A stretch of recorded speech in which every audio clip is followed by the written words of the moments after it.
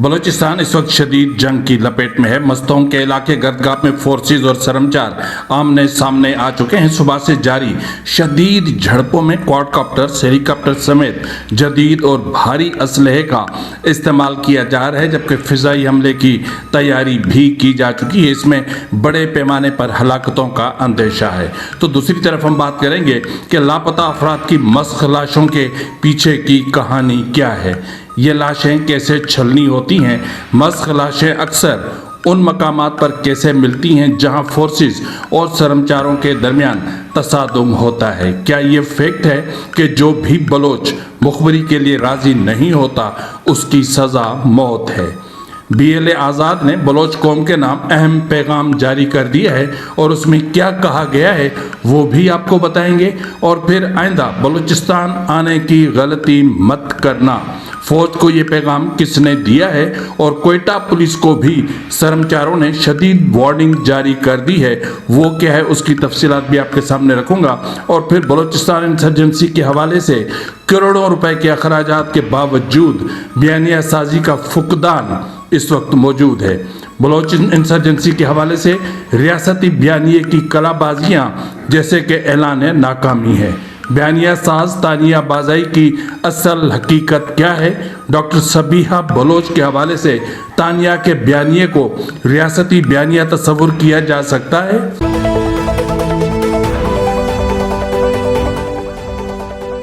بسم اللہ الرحمن الرحیم۔ السلام علیکم ناظرین، یہ فرواز NB نیوز، میں ہوں آپ کا میزبان نواز بھٹو، ایک نئے ویلاگ کے ساتھ۔ آپ سے وہی گزارش ہے کہ ابھی تک اگر آپ نے میرے چینل کو سبسکرائب نہیں کیا تو کر لیں، بیل آئکن ضرور پریس کریں، کمنٹ باکس میں اپنی آراء سے ضرور آگاہ کریں۔ آپ بھی سبسکرائب کریں، اپنے دوستوں اور رشتہ داروں سے کہیں کہ وہ بھی سبسکرائب کریں تاکہ میری ریچ میں اضافہ ہو سکے، اور کوشش کیا کریں کہ میرے ویلاگز کو مکمل دیکھیں۔ ناظرین، اس وقت ہم بات کریں گے کہ بلوچستان کا ایشو پوری دنیا میں اٹھ چکا ہے، یعنی بلوچستان کے حقائق کو یا بلوچستان میں جاری جبر کو جس انداز میں دبانے یا چھپانے کی ریاست کوششیں کر رہی تھی وہ تمام تر کوششیں ناکام ہو چکی ہیں۔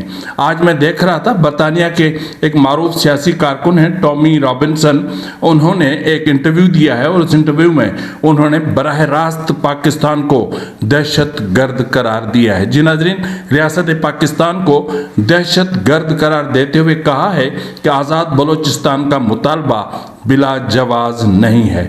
انہوں نے میڈیا سے بات چیت کرتے ہوئے بلوچستان میں کئی برسوں سے جاری مبینہ جبر اور نظر اندازی کے مسائل کو دوبارہ عالمی توجہ کا مرکز بنا دیا ہے۔ انہوں نے کہا کہ بلوچستان کے عوام کے وقار، بنیادی حقوق اور آزادی کی آوازوں کو مزید دبایا نہیں جا سکتا۔ ان کے مطابق بلوچ عوام طویل عرصے سے اپنے حقوق کے لیے آواز اٹھا رہے ہیں اور اب عالمی برادری کو اس مسئلے پر توجہ دینی چاہیے۔ سیاسی مبصرین کا کہنا ہے کہ ٹامی رابنسن کے اس بیان کے بعد بلوچستان کے معاملے پر بین الاقوامی سطح پر بحث میں اضافہ ہونے کا امکان بڑھ چکا ہے۔ اس کے علاوہ میں آپ کو بتا دوں کہ اس سے قبل بھی برطانیہ کی پارلیمان میں بلوچستان کی صورتحال اور پھر عمران خان کی قید اور ان کو علاج کی سہولیات میسر فراہم نہ کرنے کے حوالے سے ایک سخت بحث چھڑی تھی جو 2 سے 3 روز تک جاری رہی تھی، جس میں پاکستان کی حکومت کو بہت برے پیمانے پر تنقید کا نشانہ بنایا گیا تھا، اور بالخصوص جو ملٹری اسٹیبلشمنٹ ہے اس پر شدید تنقید کی گئی تھی، اور جرنلز کے حوالے سے بھی سخت موقف اختیار کیا گیا تھا۔ اور ریسنٹلی آپ نے دیکھا تھا کہ اقوام متحدہ میں جو انسانی حقوق کمیشن کا اجلاس ہوا تھا اس میں بھی بلوچستان کے حوالے سے اہم ترین معاملات اٹھائے گئے اور پھر دنیا کی توجہ مبذول کروائی گئی۔ اور پھر آپ نے یہ بھی دیکھا ہوگا کہ وہاں پر مختلف قسم کی ایکٹیویٹیز ہوئی، جس میں عالمی سیمینار ہوئے اور تصویری نمائش ہوئی اور لانگ مارچ کیے گئے اور احتجاج کیا گیا تاکہ دنیا کی توجہ بلوچستان کی طرف مبذول کروائی جا سکے۔ لیکن افسوس کی بات یہ ہے کہ ریاست तमाम आलमी आवाज़ों को, बड़े पैमाने पर उठने वाले आलमी आवाज़ों को, और यहाँ तक कि यूरोपियन यूनियन की तरफ से सामने आने वाले मौक़िफ़ और अक़वाम मुत्तहिदा से सामने आने वाले मौक़िफ़ को भी अपने जूते की नोक पे रखा हुआ है। और फिर अफसोस की बात तो ये है कि रियासती बयानिया भी रियासत की तरह थर्ड क्लास ही होता जा रहा है। लेकिन क्या करें कि रियासत है, और रियासती बयानिया जिस तरह कलाबाजियाँ खा रहा है उसके हवाले से मैं आपको बता दूं, रियासती बयानिया की कलाबाजियाँ भी कमाल हैं। उन्होंने बलूचिस्तान में बदअमनी का जिम्मेदार किसी ज़माने में बलोच के जो कबायली सरदार हैं उनको ठहराया, फिर बात भारत की तरफ गई, फिर भारत से यूएई की तरफ मामला पहुँचे, यूएई से फिर सीधा बात ईरान पहुँची, ईरान से फिर बराह रास्त मामलात इसराइल तक पहुँचे, और अब ज़द आम ये बात कही जा रही है कि बलोच इंसर्जेंसी के पीछे यूएई का हाथ है। तो ये जो बयानिया है, ये बयानिया मेरी समझ में नहीं आता कि हुकूमत का ये बयानिया कौन बनाता है। लेकिन अभी गुज़िश्ता रोज़ मैं एक ट्वीट पढ़ रहा था, तो ट्वीट जो था वो था एक खातून है तानिया बाज़ई, उसका अगर आप ट्वीट अपना एक्स ट्वीट पे जाकर उनका अकाउंट खोलेंगे तो वहाँ लिखा मिलेगा आपको, Tania Bazai blue blood advocate high court Islamabad, पहली बैनुल-अक़वामी तौर पर तस्लीम शुदा सालिस और स्ट्रेटेजिक तज्ज़ियाकार और बलूचिस्तान बयानिए की माहिर। तो उन्होंने एक स्टेटमेंट अपना ट्वीट किया डॉक्टर सबीहा बलोच के हवाले से। उन्होंने कहा कि बीएलए की सप्लायर बीवाईसी की डॉक्टर सबीहा बलोच का ये सप्लायर रोमिंग फ्री क्यों है? वो नौजवान मासूम 9 उम्र बलोच लड़कियों को बीएलए कैंपों में सप्लाई करती है, जहां उनकी अस्मत दरी की जाती है, फिल्में बनाई जाती हैं, जिनसी ज़्यादती की जाती है और ख़ुदकश बमबारी के लिए ब्लैकमेल किया जाता है। डॉक्टर सबीहा बलोच को अभी तक गिरफ्तार क्यों नहीं किया गया? वो बरसों से बीएलए की के लिए जो है वो नायका का किरदार अदा कर रही है, लेकिन बात यही ख़त्म नहीं होती। उन्होंने इससे कबल भी एक ट्वीट किया था। उस ट्वीट में उन्होंने कहा था कि लापता कैसे सब खुशी से पहाड़ों पर ट्रेनिंग करने गए हैं और इंडिया से तनख्वाह घरों तक पहुंच रही है। ये चूरन अब नहीं बिकेगा। बीएलए के कैंप्स में हैं लापता अफराद। बुनियादी तौर पर तानिया बाज़ई डॉक्टर सबीहा की शख्सियत से, उसकी हिम्मत से इंतहा से ज़्यादा खौफज़दा है। वो नहीं जानती कि जिन चूड़ियों भरे हाथों को कमज़ोर समझा जाता था, आज वही चूड़ियों भरे हाथ मुज़ाहमत का निशान बन चुके हैं। सियासत हो या जंग, आज बलोच औरतें अपने मर्दों के शाना बशाना खड़ी हैं और दुनिया के सामने अयां कर रही हैं कि बलोच औरत कमज़ोर नहीं हो सकती। वो भी इस आज़ादी की जंग में अपना हिस्सा डाल रही है। शायद तानिया बाज़ई को पता नहीं है कि डॉक्टर महरंग बलोच, बीबो बलोच और गुलजादी बलोच, ये भी 3 खवातीन हैं। इन 3 खवातीन को रियासत तोड़ने में 1 साल गुजर गया, लेकिन तोड़ने में ताहाल नाकाम रही है। रियासत डील करने में ताहाल नाकाम रही है। यहाँ तक कि डॉक्टर महरंग बलोच ने मजीद किसी भी किस्म के मुज़ाकरात तक से इनकार कर दिया, तो इससे बड़ी शर्मिंदगी की बात क्या हो सकती है। लेकिन तानिया बाज़ई क्या है, जो फैक्ट क्या है इसके हवाले से, उसके हवाले से पर्दा उठाया है बलूचिस्तान फैक्ट ने। और तानिया बाज़ई जो खुद को बलोच और सहाफ़ी कहलवाती है और कहती है कि शुक्र है मैं लांगो नहीं हूँ के हवाले से कहा गया औरत बलोच नहीं है। बाज़ई एक पश्तून कबीला है जो पाकिस्तान और अफ़गानिस्तान में आबाद है। बाज़ई कबीला काकड़ कबीले की ज़ेली कास्ट है। ये औरत बलूचिस्तान नहीं बल्कि इस्लामाबाद की रिहायशी है। और अगर आप ट्विटर अकाउंट पर भी जाकर देखेंगे तो वहाँ पर भी आपको एडवोकेट इस्लामाबाद हाई कोर्ट ही मिलेगा। रिहायशी है जिसे बलूचिस्तान बलूचिस्तान पर प्रोपेगेंडा के लिए 2023 में हायर किया गया था। आप इसकी 2022 तक की पोस्ट्स को देखेंगे तो आप खुद हैरान रह जाएंगे। ये वही खातून है जिसने नवंबर 2023 तक पाकिस्तान आर्मी को जानी कहा था, जानी कहा करती थी। एक ट्वीट में कहा कि इस्लाम के नाम पर पाकिस्तानी फौजियों ने बांग्लादेश में तकरीबन 4,50,000 बंगाली औरतों का रेप किया। ये रेपिस्ट फौज है। और वजीर आला जो GHQ प्रॉक्सी सरफराज भुगटी के हवाले से उसको दलाल तक करार दिया था। और पंजाबी कौम और पंजाब को हीरा मंडी जैसे अलकाबात से नवाजती थी। और आज उनकी यानी आज वही रियासत की तर्जमान बनी बैठी है और करोड़ों रुपए कमा रही है और निशाना बना रही है डॉक्टर सबीहा बलोच जैसी बाकिरदार औरत पर, जिसके पांव की धूल के बराबर भी तानिया बाज़ाई नहीं है। पहले ये तो तय कर लो कि भाई आप हो क्या, आप सहाफ़ी हो या फिर आप वकील हो या फिर आप सालिस हो या आप स्ट्रेटेजिक तज्जियाकार हो। आप पहले अपनी पोजीशन तो क्लियर करो। इस वक्त भी जब मैं ये व्लॉग रिकॉर्ड कर रहा हूँ, इससे चंद रोज़ कबल जो है वो तानिया बाज़ाई ने लाहौर से कुछ सहाफ़ी, नौजवान सहाफ़ी ख़वातीन कोयटा कैंट तलब की थी या बुलवाई थी या ले गई थी ताकि BLA के ख़िलाफ़ बयानिया साजी मजबूत की जा सके, उसको एहसन अंदाज में अंजाम दिया जा सके। मैं वो लफ्ज़ इस्तेमाल नहीं करना चाहता जो तानिया बाज़ाई करती हैं, लेकिन तानिया बाज़ाई को चाहिए कि आप जो भी बयानिया बनाएं, आपकी मर्ज़ी है, लेकिन उस बयानिए को हकीकत से ज़्यादा दूर मत ले जाएं तो बेहतर रहेगा। तो नाज़रीन, जिस तरह मैंने इब्तिदा में आपसे बात की थी कि जो पैगामात कुछ जारी हुए हैं, जी नाज़रीन, कुछ पैगामात जारी हुए हैं और बहुत सख्त पैगामात हैं।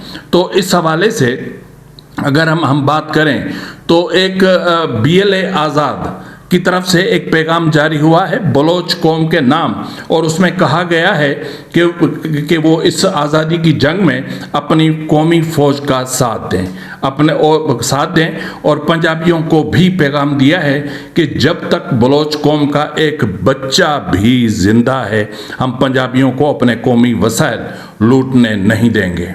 और साथ ही में मुखबरों को भी पैगाम दिया है कि वो पंजाबियों के साथ मिलकर बलोच नस्लकशी बंद करें और कौमी अदालत में अपने जराइम कबूल करें, वरना उनका अंजाम बहुत बुरा होगा।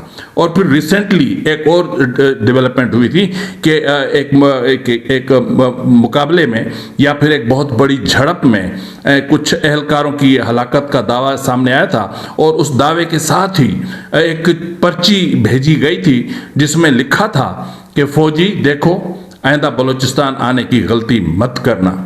बलोच आज़ादी पसंदों का हलाक पाकिस्तानी फौजी एहलकार की लाश के हमरा ये पैगाम उन्होंने भेजा था। लेकिन साथ ही में बलूचिस्तान पुलिस के हवाले से भी कर्मचारियों ने एक स्टेट में अपना एक वार्निंग जारी की है। उस वार्निंग में कहा गया है कि बलूचिस्तान पुलिस, खासतौर पर कोयटा की पुलिस, बलोच कौम तुम्हें आखिरी वार्निंग दे रही है कि तुम बलोच कौम के साथ अपना रवैया दुरुस्त करो, वरना तुम्हारा अंजाम ऐसा होगा जहाँ तक तुम्हारी सोच भी नहीं पहुँच सकती। तुम लोग हद से भी आगे बढ़ चुके हो। ये तुम लोगों के लिए आखिरी मौका है। उसके बाद न तुम्हें कोई खबरदार करेगा और ना ही कुछ समझाएगा।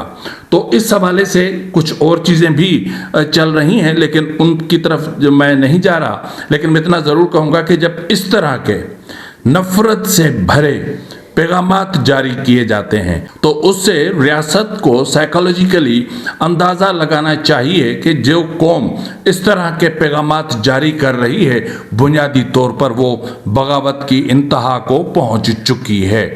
तो जब कोई भी कौम बगावत की इंतहा को पहुंचती है तो उनके पास पहला जो ऑप्शन होता है वो ये होता है कि वो पहले असलहा हाथ में लेते हैं, और उनके पास दूसरा ऑप्शन ये होता है कि वो खुदकुश हमले करने से भी बाज नहीं आते। ये जुनून है, ये इश्क है, ये इश्क है धरती से, ये इश्क है मट्टी से, ये इश्क है मट्टी की हवाओं से, ये इश्क है बलूचिस्तान की पहाड़ों से कि बलोचों को मरने मारने से भी खौफजदा नहीं करता।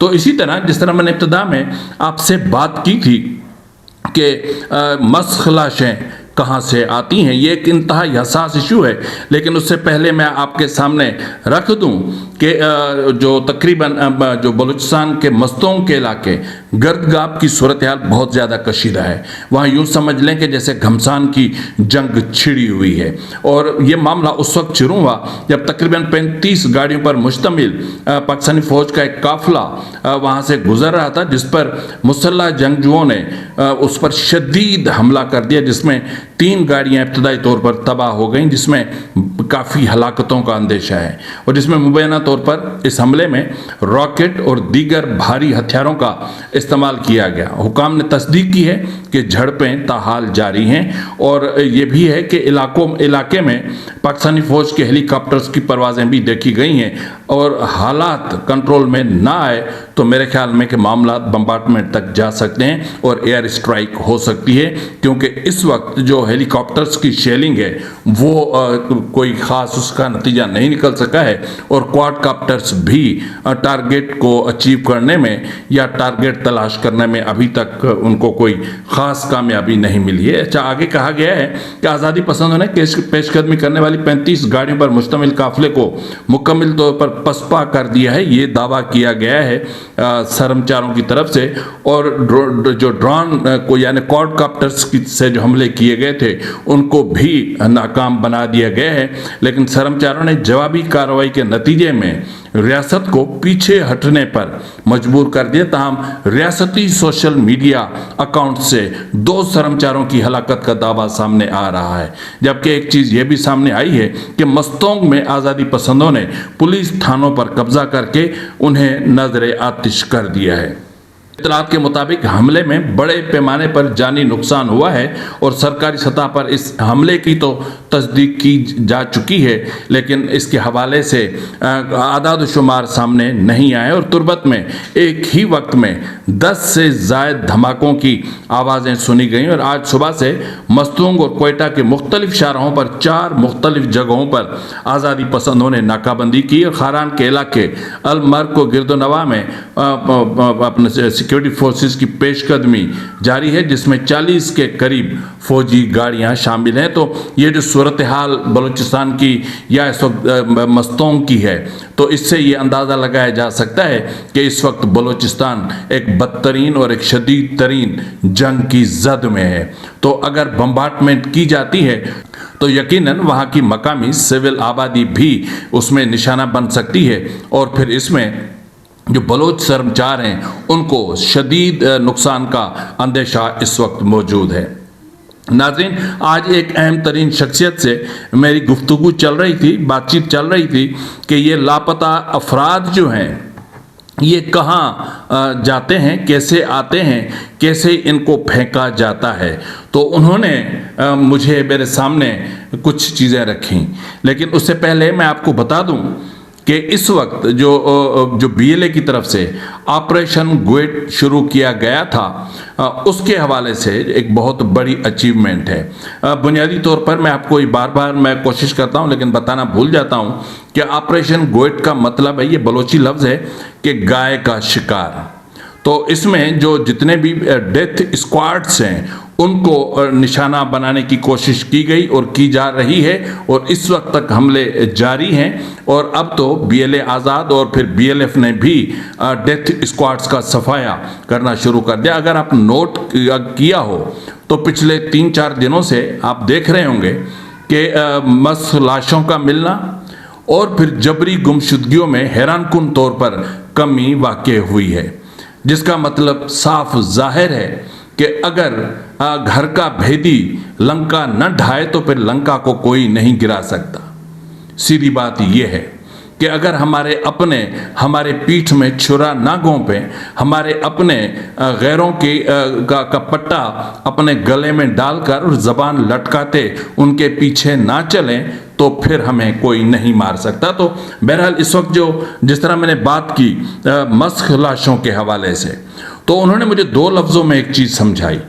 انہوں نے مجھے کہا کہ کئی لوگ ہیں جو کئی سالوں سے लापता हैं। जिस तरह गुज़िश्ता रोज़ भी मैंने आपके सामने रखा था कि 2023 से कुछ लोग जबरी तौर पर लापता थे जो अभी बरामद हुए हैं, और कुछ लोग तो उससे भी कई साल पहले के लापता हैं।